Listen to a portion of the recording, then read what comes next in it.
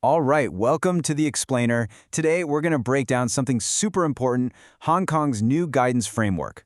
Think of it as the essential roadmap for anyone using AI with personal data and wanting to do it right. And this quote, it really just hits the nail on the head, doesn't it?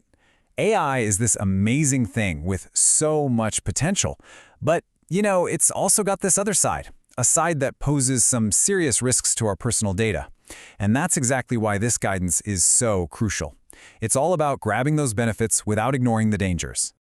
So, to help everyone get their heads around this, the guidance gives us this really clear 4-step framework. And that's what we're going to do today. We're going to walk through every single part, from strategy and risk, all the way to getting it built and talking about it openly.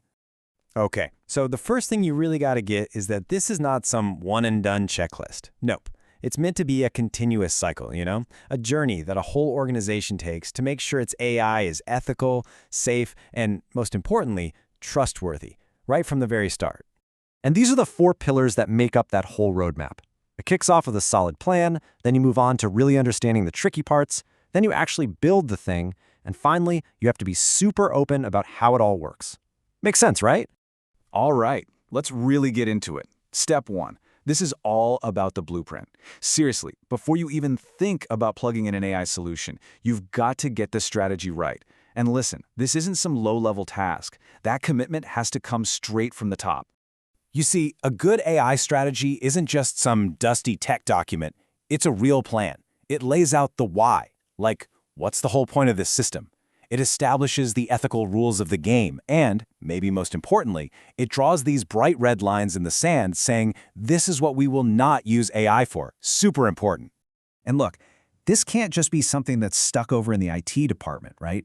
The framework is pretty clear. You need a dedicated AI governance committee, and it has to be led by senior folks, bringing together people from tech, legal, business, you name it. The point is, everyone needs a seat at the table for this to work. Okay, so once you've got your strategy and your committee sorted, the next huge step is taking a hard look at the risks. Because how you manage the AI totally depends on what you're actually using it for. So the framework says you have to do a full-blown risk assessment, looking at a few key things, like how much personal data are we talking about here? How sensitive is that info? Is your data actually any good, or is it going to create a bunch of bias? And the big one, what's the actual real-world potential for this thing to harm somebody?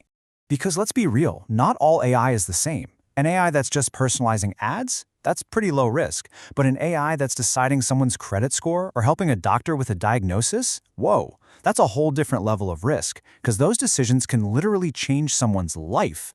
And this is such a great way to see how that risk level directly connects to how much a human needs to be involved. For those super high-risk systems, you need a human in the loop. That means a real person makes the final call. No exceptions. But for low-risk stuff, yeah, the AI can run on its own.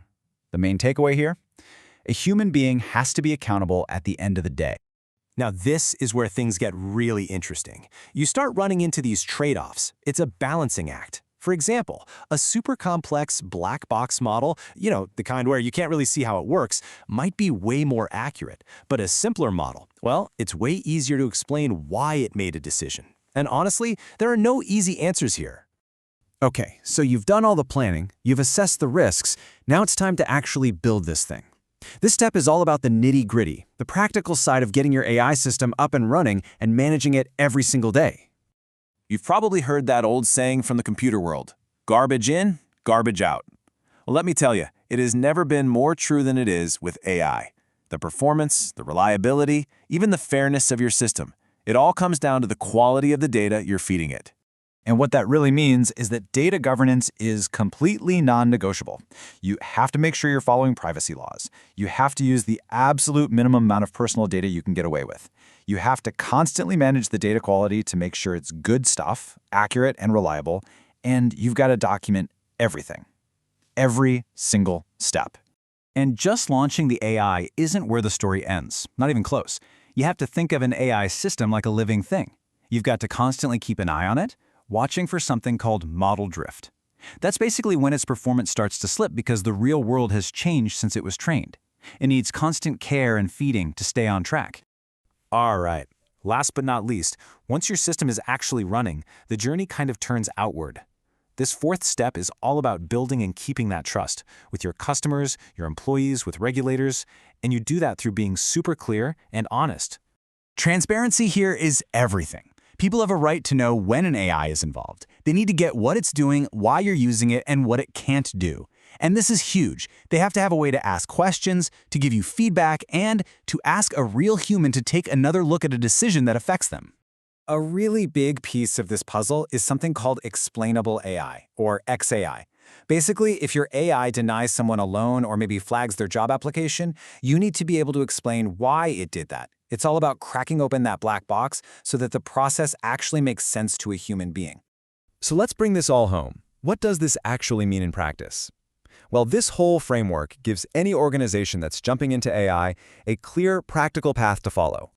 Remember, it's a cycle that never really stops. You make the blueprint, you check out the risks, you build the thing, and then you basically hold an open house by communicating all the time. And guess what? When the world changes, you take what you learn and feed it right back into the strategy at the beginning, and the whole thing starts over. At the end of the day, the goal here isn't to put the brakes on innovation. Not at all. It's about building a healthy, safe AI ecosystem. One where technology is actually serving us, serving humanity responsibly, protecting our data, and earning our trust one step at a time.